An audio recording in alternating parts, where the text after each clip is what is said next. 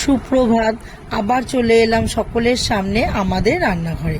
আজকে আমি রান্না করব আলু বেগুন দিয়ে গাংমোরলা মাছের চচ্চড়ি। এই গাংমোরলা মাছটা মোরলা মাছের থেকে একটু বড় সাইজের, তাই গাংমোরলা।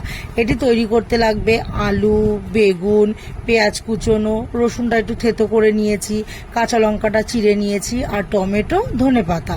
এদিকে লাগবে সাদা তেল, নুন, হলুদ, চিনি, কাশ্মীরি লঙ্কার গুঁড়ো, শুকনো লঙ্কার গুঁড়ো, কালো জিরে, শুকনো লঙ্কা ফোড়ন দেওয়ার জন্য, আর গাংমোরলা মাছের চচ্চড়ি সেহেতু গাংমোরলা মাছ লাগবেই। এবার কড়াইটার মধ্যে আমি তেলটা গরম বসিয়ে দেব।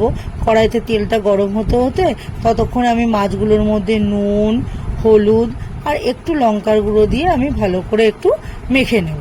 মেখে নিয়ে এবার তার মধ্যে তেলটাও গরম হয়ে যাবে। এবার আমি মাছগুলোকে তেলের মধ্যে ছেড়ে দেব।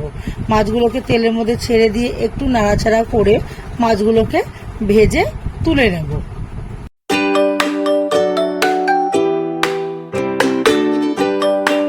এবার মাছ ভাজা তেলটার মধ্যে কালো জিরে শুকনো লঙ্কা ফোড়ন দিয়ে বেগুনটাকে ছেড়ে দেব। বেগুনটাকে ছেড়ে একটু বেগুনটা নাড়াচাড়া করে নেব। বেগুনটা নাড়াচাড়া করার পরে আবার আলুটাকেও দিয়ে দেব।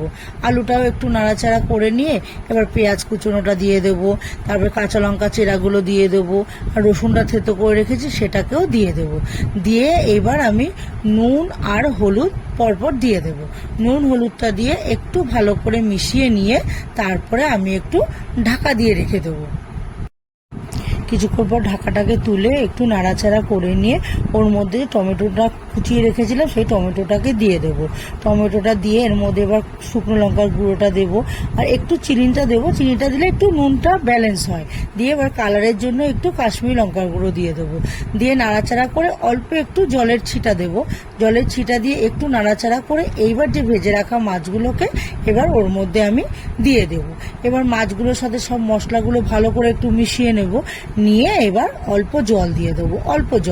অল্প জল দিয়ে একটু ঢাকা দিয়ে রেখে দেবো। এবার কিছুক্ষণ পর ঢাকাটাকে তুলে এই যে ধনেপাতাটা কুচিয়ে রেখেছিলাম, এবার ওই ধনেপাতাটাকে ওর মধ্যে দিয়ে নেব। ধনেপাতাটা দিয়ে একটু ভালো করে মিশিয়ে নিয়ে তাহলেই তৈরি হয়ে যাবে আমার আলু বেগুন দিয়ে গাংমোরলা মাছের চচ্চড়ি।